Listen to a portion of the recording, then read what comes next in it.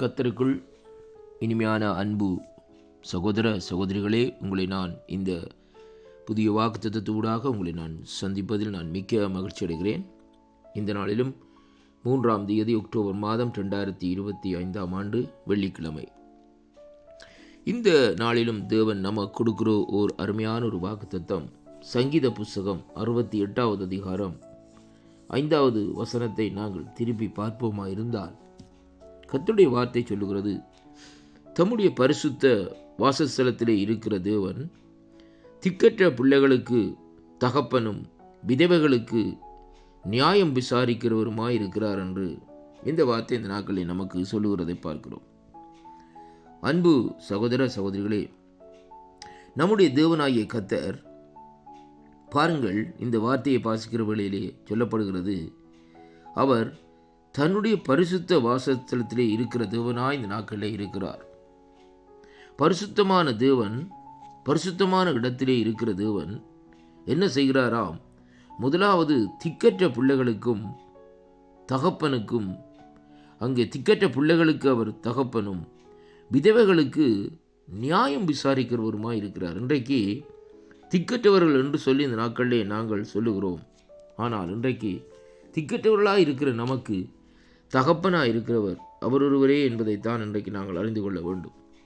அருமையான அன்பு சகோதர சகோதரிகளே, இந்த வானத்தையும் பூமியையும் உண்டாக்கின கர்த்தர் பாருங்கள், அவர் சர்வ வியாபி, உலக தோற்றத்திற்கு முன்னே இந்த நாட்களிலே நம்மை தெரிந்து கொண்டவர், நம்மை பேர் சொல்லி அழைத்த தேவன் இந்த நாட்களிலே நமக்கு தகப்பனாக இருப்பாராக இருந்தால் அது எவ்வளவு ஒரு சந்தோஷமும் எவ்வளவு ஒரு மகிழ்ச்சியுமாக இந்த நாட்களிலே இருக்கிறது. ஏனென்றால் அவர் சொன்னால் ஆகும், கட்டளையிட்டால் நிற்கும் என்று அவருடைய வார்த்தை இந்த நாட்களிலே நமக்கு கற்றுத்தருகிறது. அருமையான அன்பு சகோதர சகோதரிகளே, அப்படிப்பட்ட சர்வ வல்லமை உள்ள தேவன் இன்றைக்கு நமக்கு தகப்பனாக இருந்து அங்கே பாருங்கள், முதலாவது யாரை விசாரிக்கிறவர்களாம்? விதவைகளுக்கு அங்கே நியாயத்தை விசாரிக்கிறவராய் இருக்கிறாராம் என்று சொல்லி இன்றைக்கு நாங்கள் பார்க்கிறோம். அருமையான கர்த்தருடைய பிள்ளைகளே, இன்றைக்கு நாங்கள் திக்கற்றவர்களாய், இன்றைக்கு நாங்கள் கைவிடப்பட்டவர்களாய், இன்றைக்கு மற்றவர்களால் இன்றைக்கு ஒதுக்கப்பட்டவர்களாய், மற்றவர்களால் இன்றைக்கு கைவிடப்பட்டு அநேகர் இன்றைக்கு பாருங்கள் இந்த நாட்களிலே திக்கற்றவர்களாக இந்த நாட்களில் இருக்கிறார்கள்.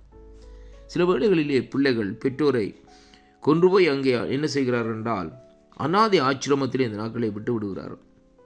அந்த வேளையிலே அவர்களை அந்த பெற்றோர்கள் என்ன செய்வார்கள் என்று சொன்னால் அழுது புலம்பிக் கொண்டே இந்த நாட்களில் இருப்பார்கள். அவர் சொல்லுவார்கள் சில வேளைகளிலே, என்னுடைய மகன் கிட்டத்தட்ட 5-6 மாதங்களாக என்னுடைய மகள் என்னை வந்து பார்க்கவில்லை, விசாரிக்கவில்லை என்று சொல்லி போகிற வேளையில் இந்த நாட்களை அழுது கொண்டே இந்த நாட்களை இருப்பார்கள்.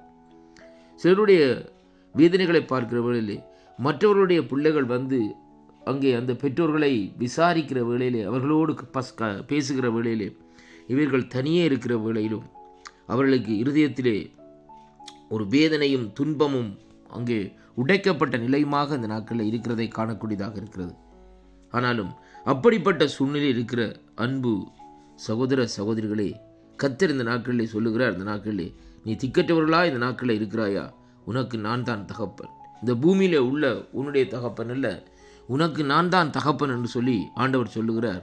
அதே வேளையில் இந்த நாட்களிலே மாமிசத்தின் தகப்பனாக இல்லாதபடி அவர் ஆவிக்குரிய தகப்பனாக இருக்கிறார் என்று சொல்லி இந்த நாட்களில் நமக்கு சொல்லுகிறது மட்டுமல்ல, அவர் இன்றைக்கு பாருங்கள் விதவைகளுக்கு நியாயத்தை செய்கிறவருமாய் விசாரிக்கிறவருமாய் இந்த நாட்களில் இருக்கிறதை பார்க்கிறோம்.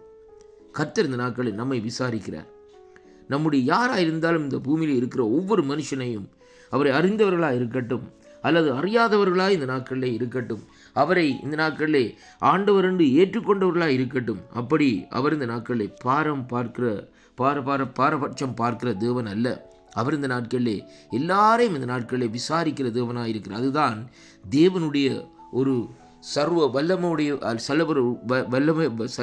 வல்லமையுடைய ஒரு மகிமையாக இந்த நாட்களில் இருக்கிறது. அன்பு பிள்ளைகளே, இன்றைய நாட்களில் நீங்கள் யாராக இருந்தாலும் இந்த வாக்குத்தத்தங்களை கேட்கிற ஒவ்வொரு பிள்ளைகளும் அவரை நோக்கி கூப்பிடுங்கள்.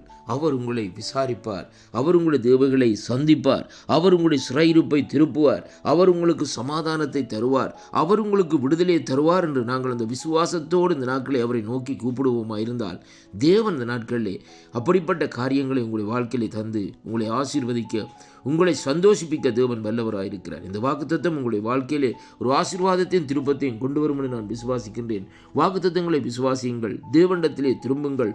வாக்குத்தத்தங்களை இந்த நாட்களிலே வாசிக்கிற வேளையிலே கர்த்தர் உங்களோடு கூட இருந்து உதவி செய்வாராக. ஆமேன், ஆமேன், ஆமேன்.